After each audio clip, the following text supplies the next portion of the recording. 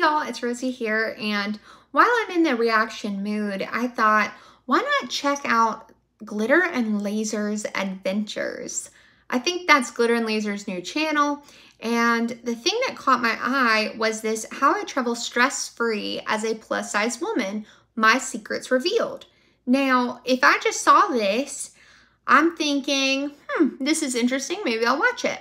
However, when I was scrolling, like in my recommendeds, there was all this stuff about how this video personifies this like fat privilege and all this other stuff, and I thought, how in the world is this video controversial? Channel, and I'm super excited why don't we I'm watch going to it be together answering all your and let's burning find out. questions about travel. So I gathered all the questions you guys have asked me over the years about travel, put them together, and created a foolproof guide to traveling in a bigger body. I figured this was the best way to kick this channel off, and also it becomes a resource. So whenever a giant wagon of stuff in the background, I have them addressed in this video first and foremost, because I want to show you that everybody. Yeah, I love to travel, so I'm kind of here for this. Now, before I get into all my tips and tricks for traveling, I want to make sure that you know to subscribe, like, comment, hit the notification bell. We are a new channel and we are doing this all for free right now, so we would really appreciate it. I'm doing all my videos for free. So throw me some love. Let's start at the very beginning. And this is a phrase you're going to hear me say a lot throughout this video, is that planning is key. Planning to me is the most important part because it will greatly affect. I'm not a huge fan of planning. I like to just put my backpack on and go. And that's not because you're planning, adventures, or that you can't change your plans once you're in country, but it's going to just give you that sense of comfort. And I think a lot of our discomfort in traveling in bigger bodies really is more due to our anxiety than the actual country itself not being accessible. And that's my personal experience. Might not be wrong. And I think that when I talk to other travelers, it's similar. Sure, there's always going to be an idiot that says something to you. And that doesn't matter what country, state, or region you are in. There will always be someone, because there's always someone in the world. But you have to make the choice to not listen to that one person and instead focus on all the amazing things. That's not terrible advice so far. So let's see. Let's talk about planning. First, let's start with the hardest thing: planning your flight. Now, I probably get more questions about flying than anything else. And the first thing I'm gonna say is there is a ton of resources out there about plane seats, about armrests, about all the different information about the plane. Everything you need to know to decide whether you need one seat or two seats, whether you'd be more comfortable in economy or business class. Personally, I buy two seats, and I'll tell you why I do. Sometimes I fit fine, but in the rare chance that I don't want to deal with it. I don't want the stress. This is not in any way like being rude about her body, right? I don't know anything about her. I don't know how much she weighs. I don't know what her measurements are. This is just me watching this video and having some quick thoughts. I fly a lot, okay? I fly a lot. I will preface this, I fly a lot, okay? And in January, when I was coming back from Manhattan and I couldn't really get my seatbelt to buckle, I was at a loss, right? Like freaking out. The next day, I filled out the initial application for weight loss surgery, okay? The next day. So just visual, like from my perspective, her body looks a lot bigger than my body looked at 277, where I was in January, right? So I don't know how in the world she could fit in one economy seat. I've flown on dozens of different airlines, right? And even now, having just flown like 2 weeks ago, right, to DC, my thigh was going like under the armrest, right? Mine at, what was I 2 weeks ago? Like 230 something, right? So I don't know if that initial like, oh, I could probably fit in one seat. You would most likely make the person next to you incredibly uncomfortable. That's just my initial thoughts, but let's get back to it and see what she says. So I've just decided for my mental health, two economy seats is the best way to travel for me. I will say if you're flying Southwest and purchase 2 seats, they will actually credit you the second seat back once you arrive at your destination. You just need to call in. All other airlines, it's kind of a different process depending on the airline, but typically it's you book your ticket and then you call the airline and book the secondary ticket for the extra seat. Some of them also have codes like EXST as your middle name to do that as well on your own. So it's just gonna depend on which airline you choose to fly and where you're headed. But research the seats. Now the sites I like to use to research are Seat Guru. Yeah, Seat Guru is great because that'll give you the layout of the plane. Tons of details about their aircrafts. Personally, I think United's are the most robust. They'll tell you the pitch, they'll tell you the width, and they'll also tell you whether the armrests go on each side. Now the armrests are important because if you're in between or maybe you don't have money to spring for an extra seat, you can always purchase an aisle seat with an armrest that goes up. It's gonna give you a little bit more room. You're gonna have to have the bar down when you take off and when you land, but for the rest of your flight, that can be up and give you a little bit more comfort. So first and foremost, plan what seat you get on the airplane so it's not a surprise when you get there. Next, you gotta plan your activities. And all I'm gonna say is know your boundaries. I think a lot of people get overambitious on holiday and they end up ruining their vacation by doing something that's just a little bit out of their comfort zone. I am chronically doing this to myself, so I have no room to talk, but sometimes I'm on vacation to push myself, so it just depends on what you're going for. Also look for things like weight limits and things that are required on trips. I will say some of the weight limits are literally just a proxy for abilities. So the example I always give people is I wanted to go snorkeling when I was in Belize and I saw that there was a weight limit of like 250 pounds. And I was like, that seems a little bizarre. You don't need to like be a certain weight to snorkel. You just need to know how to swim. So I called the service and I inquired about the weight limit and they said, well, we have a little bit of a concern because we've had trouble with people not being able to get on the boat after. Yeah. So they had no problem what weight you were. They were just creating a proxy weight to prevent the situation that happened, which is where they couldn't get the woman back on the boat. I've seen that happen a couple of times on charter boats. And I know I have like pretty strong upper arm strength. That's not going to be an issue for you know, me, you just, even though I'm over this. It's not that you feel bad for them. It's just, it's like, do you offer to help? Do you not offer to help? Just because it says it's not going to work for you doesn't mean it's actually not going to. If you really want I don't know. There's stuff that has a weight limit and I'm just like, okay, bet. No, I'm not going to mess with it. I always like to, as like another level of this, is to plan activities I just like have to see and do, and activities that would be nice to do. That way, if I this seems like a lot of work. I'm not a big planner. I can opt to have a lazy rest of the day. Sometimes people go on trips and they pack way too much in, and what ends up happening is they end up getting hurt or they end up not actually enjoying their trip. So as a bigger lady, sometimes I don't think about how humidity and altitude and other things I live somewhere super humid, so unconcerned. You don't really know those things until you're in the location. That's why planning like this is really helpful. Plan your transportation. So aside from the aircraft, you might have buses. I'm not that bored with her video, y'all. It's just I'm tired. Again, this is important to know how big are those seats. Are you going to need extra space? Communicate those with your tour providers before you even go, so you're not trying to be crammed into a bus in a place you don't really fit because you didn't tell them that you would like a little extra room. Again, it's just communicating and planning. That's all it is. The last thing I'm going to say in the planning process is to learn a bit of the language of where you're going. It goes a long People really appreciate, even if you butcher the language, they love it. For culture. Additionally, when you need help and you start by trying to speak, like all I've got in Spanish is the normal stuff and then tons of food stuff, she's a French teacher. She said that tons of booze stuff. Think Americans are rude is because when a French person goes into a business, the first thing they do is say hello. In America, the first thing we do when we go to a business is just kind of say our order.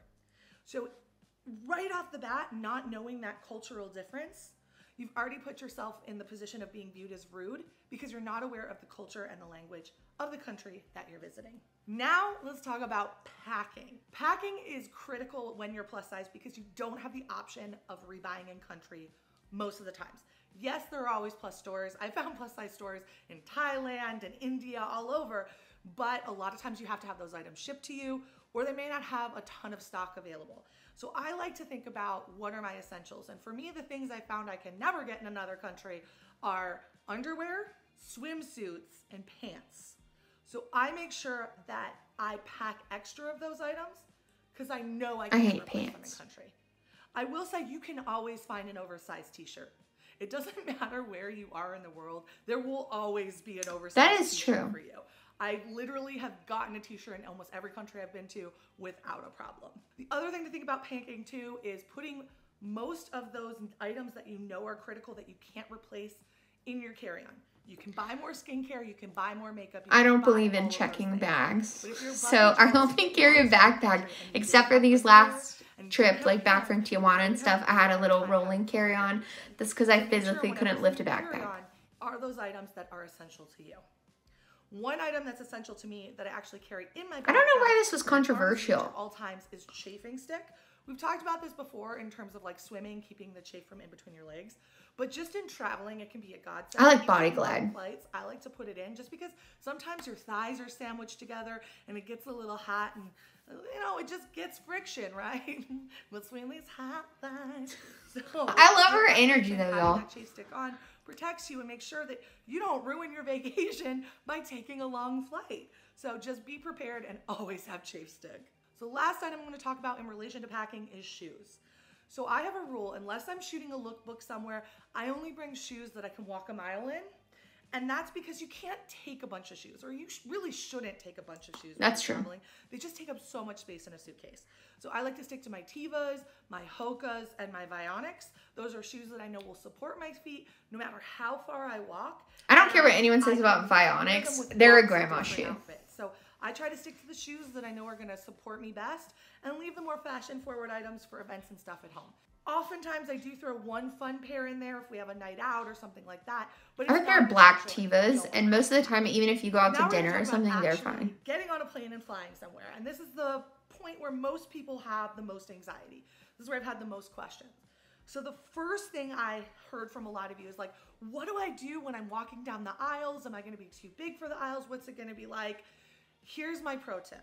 If you are nice, and the key to this is being nice, that's an overarching I appreciate her saying be nice, because some people are assholes. Ask to pre-board, they will let you pre-board. Yeah, they will. If you purchase 2 tickets, you automatically get to pre-board, but if you're just nervous and want to have that experience on your own and have only purchased 1 seat, just ask to pre-board. They don't mind. They'll really let you do that at the gate. I've asked several times to pre-board just because of mobility issues, and they don't care that it's not on my ticket. Other than maybe the couple other people that pre-boarded, some who might be in a similar situation to you. She's not wrong. I'm not disagreeing with this. And it's really not a big deal because... And it's not something to be embarrassed about. I don't really care if people see I've asked for a seatbelt extender, but I know that's sensitive for some of you. So if it is, that's an easy way to kill 2 birds with 1 stone. That was it for me. I had to get gastric bypass surgery because that was it. I was not going to use a seatbelt extender. Don't buy it. I see all these people saying like buy a seatbelt extender. Do not do that.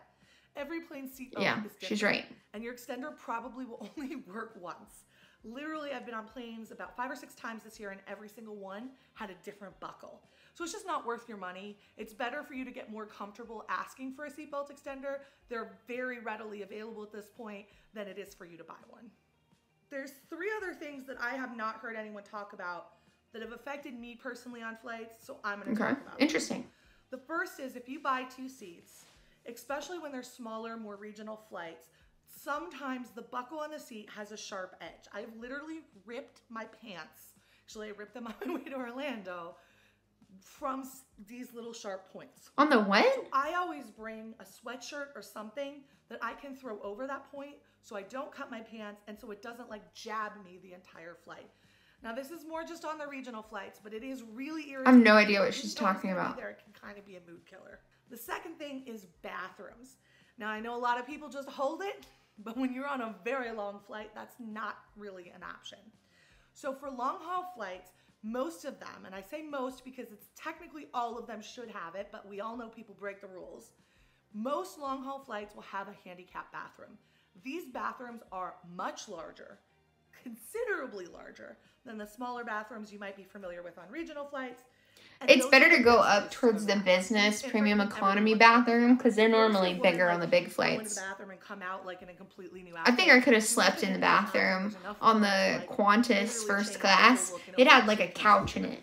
So that's the best place to be in a flight is that handicap bathroom. And just ask where it is. It's usually in the middle of the flight and on the left-hand side, but some planes are different. And the last thing we're going to talk about in relation to all of this is if you're on a long haul flight, your feet are probably going to swell.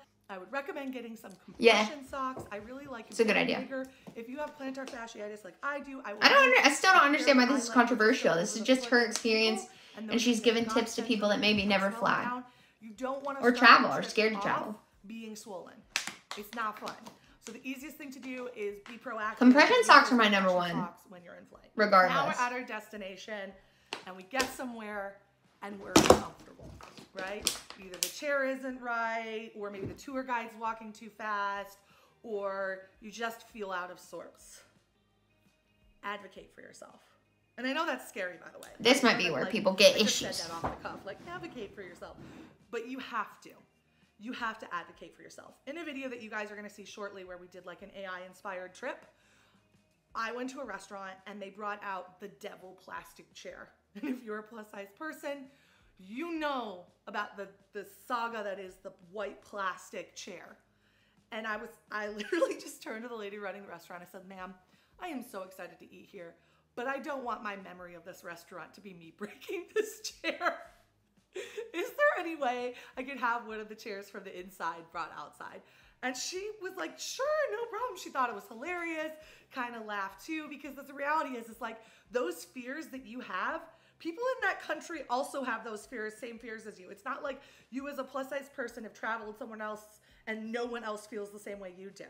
So you might as well just advocate for yourself. It is hard when you're a lot bigger than everyone else around you, though. Traveling where I haven't said something and the problem was immediately fixed. Literally. Especially around things regarding my weight. Because most times, hotels are just uninformed. They just don't know what to do. So if you tell them what to do, they'll just do it. Like what? A lot of people feel like, oh, I'm being difficult if I ask for help. Look, you paid for this trip just like everybody else, and it's okay to ask for help and support in being able to enjoy that experience just like everybody else. Also, sometimes these hotels and locations just don't think about plus-size travelers because maybe they've never visited before. So by you asking, you're also creating a solution for someone else down the path. So I've been locations where I know somebody else has asked for a seat before because they've asked me proactively, hey, would you prefer a different seat? And I don't take that as offensive at all. I think, wow, these people have had a plus-size person here. I was going to say, I don't think it's offensive. So I don't know how I feel about asking the tour guide to slow down, though, because they're on a limited time schedule. So that should be something you take into account before booking a walking tour. The last thing I'm going to say about traveling, because I just did one, and we had several people on the tour that couldn't keep up with us. Every time I travel somewhere more unusual, somewhere that maybe people don't travel on an everyday basis, like China or Myanmar or like South America, right? Places that aren't like Cancun or Bahamas, right? I've actually never been to Cancun. So mean to you because you're fat. I'm gonna tell you right here, that has never been my experience. The amount of people who have told me I was gonna have a miserable experience in insert country name because I was overweight far exceeds the actual bad experiences. I think it's what you make of it too. Because I can have fun anywhere. Y'all, I have fun in bumfuck nowhere, West Texas. So I can have fun anywhere. I'm going to harass you for it. I had zero experiences. And I talk to people, man. Like I am out there. I put myself out there. I think it's her attitude too that helps her have a good time. You will have the vacation you believe you deserve. So if you think that everybody's judging you and hating at you and looking at you, you're gonna see that. And that's all you'll be able to see.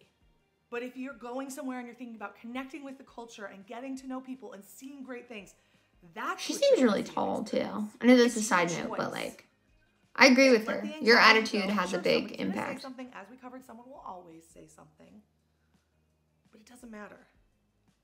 You got to get out there. You got to see the world. And that far exceeds what some idiot thinks about your body. I think these are good tips. And some of them. You will have the vacation you choose to have. You will have an experience in the world based on how you see the world. And that's just how it is. So try to keep yourself focused. I don't know about the rest of her content at all. I'm not going to pretend that I know. I've never watched a single video. I do see that she has some other plus size travel things. So I might check into those. them down below and I'll do a part 2. So far, I didn't really see anything wrong with this video. I'm so excited to see the world with you. There's probably a tad bit of entitlement, but like,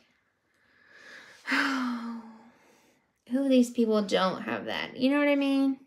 Yeah. I didn't really see anything wrong with that video per se. I would say I think some people seek too much accommodation for themselves. Like if you pay for a second seat, awesome. You've now gotten a second seat. There are so many times that I've been in like 4-seat, like the middle 4-seater on a like 10-hour flight. And, you know, you wish you had 2 seats and you weren't like that for however many hours. You know what I mean? So I don't see an issue with that. I actually think it's kind of ridiculous when people get mad that someone's bought a second seat. It's like they bought it the same as you bought your 1 seat. If you wanted 2, you should have bought 2, you know? My only other thing is, like I said, I think maybe it's a bit strange. I just went on that food and wine tour, right? The walking tour in DC. And like 2 weeks ago or whatever. And there were several people that went on it. Now, they were in the same situation as me. Like, it was paid for by the people at some of the people at the conference. So, awesome. And maybe they didn't think it was going to be as, like, heavy walking oriented as it was. But what I thought was really cool about it is they kind of got together and Ubered to the last place because they just couldn't keep up with us walking. So, they just Ubered from the second place to the last place and were waiting on us there when we got there. And they still got to enjoy pretty much everything we got to enjoy. They missed like 2 stops and stories, but we mostly filled them in once we got there. It didn't seem like a big deal. I don't know if I necessarily agree with telling the tour guides to like go slower because they're on a limited amount of time. They have to get us to those restaurants. Like if you're doing a food and wine tour, they have to get you there at a certain time because they've already got the table ready. The food's already been selected. So it's like, yeah, I don't really agree with that. And my other thing too, I think it's a good idea if you're going to be doing a tour to figure out, is it a tour bus tour? Are you doing a group tour? What the deal is and what type of transport they're going to be doing. Because if you're doing one of those like small group tours or something, you might be sitting next to someone the whole time, like on bus transport and things like that. So it would be something to think about beforehand if there's a way for you to get like your own row, but that had nothing to do with the video. Anyway, I didn't think it was controversial. I think some of the tips were good tips. Definitely the pre-board. I've had mobility issues off and on over the last several years, and pre-board is a lifesaver, okay?